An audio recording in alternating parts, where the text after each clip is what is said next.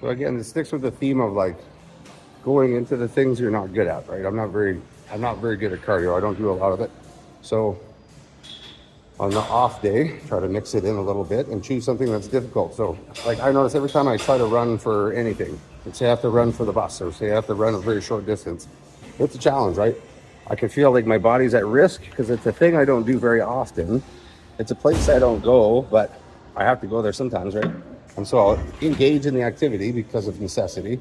And if you haven't conditioned yourself to that movement, you're at risk literally every single time you go there. So the best way to deal with that is to go there in a metered way, you know, before you have to, by choice, and then bring up that deficit. And then that way, when you go there, you're safer, right? So what does skipping do for this? Well, you can train elasticity into fascia, and you can also decondition it out, right? So you can constantly do these static movements, or like they're not static. You know, you're standing in one place doing like a controlled rep, right? There's no ballistic component. There's no rebound. There's no bounce to it. If you don't ever train that elastic component, the body will not respond by adapting, by producing an elastic response, basically. So before you need to do it. And then when you do need to do it, you should be safer there. So cardio thing, the bouncing thing. And then, so what was today? It's going to be suitcase carries with the 60-pound kettlebell, one side, right? Down the track and back. One hand, down the track and back, one hand. 100 jump rope, that's it. It's not complicated. And I didn't plan it, but I just kind of felt it out. And I was like, okay, this is challenging enough for me, and I'm happy with that. So that's what we'll do. And then, you know, just to kind of catch my breath, I just went and did, again, this is not planned, right? So I went and did some really light leg extensions because my knee is obviously pretty fuckled. But like really light leg extensions, 30 pounds with 2 legs. That's 15 pounds a leg.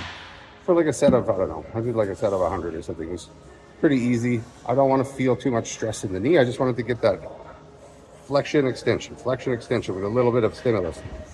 And then since I was there, hamstring curl, and since the dip thing was right there, I put it full stack basically, so that it was full stack assistance. Means it's helping you as much as it possibly can. So, you know, did a deep stretch at the proximal head of bicep, which is really fucked up for me. Again, it's one of my weakest areas.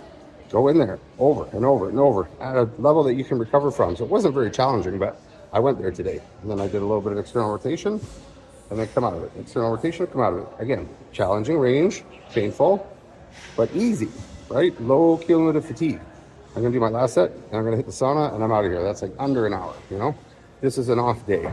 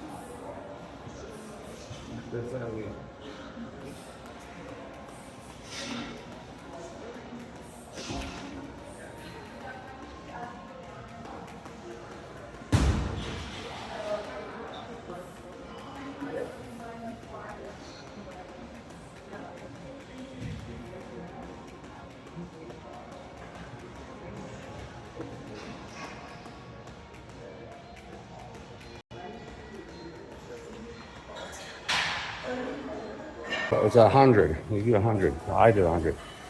And it's not impressive, but I'm not conditioned for that. So the idea is you gotta ease into it, otherwise you're gonna hurt yourself. Same thing with everything. Yeah, instead of videotaping, right? You just go for a walk. You grab your 60 and slow and controlled, right? So I don't usually voice over this one, but you don't want to rush on this one because it's a core exercise, right? You kind of want to dilly-dally because you want that stress on your lateral sling. And so breathing through it, take your time, set your shoulder, feel the stress in your oblique, Feel the stress through the transversus. It's going to be on the opposite side that your hand is holding the weight in. And, the slower you go, the more time and attention your lateral sling gets, right? And it kind of helps you breathe through a little bit of exertion. It kind of shows you also how to breathe through holding something instead of like holding your breath the whole time. For example, in strongman, say you're going to carry a 300-pound Husafel for distance or for time or whatever. You're going to have to breathe. It's part of the game. So you have to learn how to breathe under load at some point. And so I feel like carrying stuff in one hand, chatting, taking it easy, is probably a good way to train that in. It makes a lot of sense to me. And, in the real world too, in my past life, we'll say, in my career of drywall and framing, you have to do this like all the time. Like, you grab a sheet of drywall. The drywall's at least 60 pounds a sheet. I was like, the lightest sheet you're gonna get is a 60-pound sheet. So you grab the fucking thing and you go for a walk with it. And then you slap it on the wall. And then you precisely shift it into place. You hold it. And then you start pinning it with screws, right? Usually you got another guy on the other end, unless it's an 8. But, that's a real world movement. And it's good. I hate the term functional training. I think all training is functional if you can apply it to something in your real day-to-day life. Like not having a heart attack is pretty functional if you ask me. And also having a joint that moves through a range of motion. That's pretty functional. It doesn't have to be complicated. I think people overcomplicate this shit so much. And it becomes a source of anxiety. And nobody wants to do something that gives them anxiety. That's not fun. But you do have to stress the body a little bit. Like, if it's not a challenge in some way, and it doesn't have to be like max effort every day, but if you don't challenge yourself, you'll never improve. So that's the process. So anyway, that's it. That fucking simple. Don't overcomplicate your training. Time for. I just want to mention one last thing too, is that I understand half the battle is like motivation. Like a lot of people get up and they're like, they want the benefits of a training, but they cannot get motivated to get here. You can't get yourself out the door. And I'm just lucky that I'm wired in a way that, like, I'm addicted to movement. I can't shut up and I can't slow down. So for that, I'm very lucky. It's a curse and a blessing. But if you miss a couple sessions, don't beat yourself up about it. Just get back on the horse when you can, And like today, I forgot my headphones. I didn't eat breakfast. I don't give a shit. I woke up really sore. But I will say one thing, like, when does life give you the ideal scenario for anything? Very seldom, I'd say.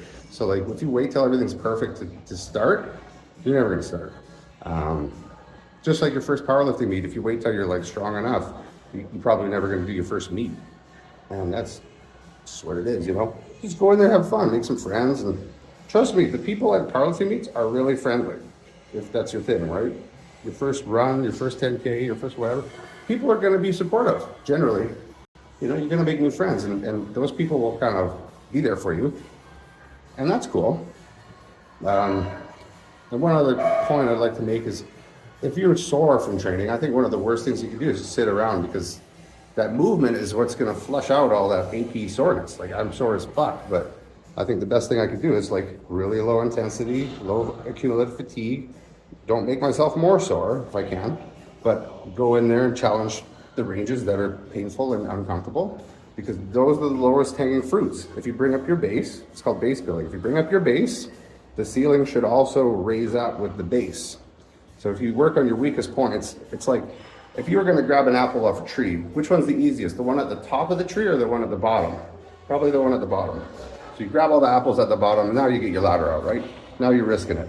But why would you risk it before you got the easy ones? Grab the easy ones. They're right there. So I felt like that. It feels like it didn't take any time at all. It feels like it hardly took any effort. I feel way better than if I just sat at the computer and drank coffee. I'd be stiff. Not cranky, but stiff, lethargic, Like, it's yours to decide, So, I'm just trying to hand you the keys, show you the way. That's my job, is to show you there's another way.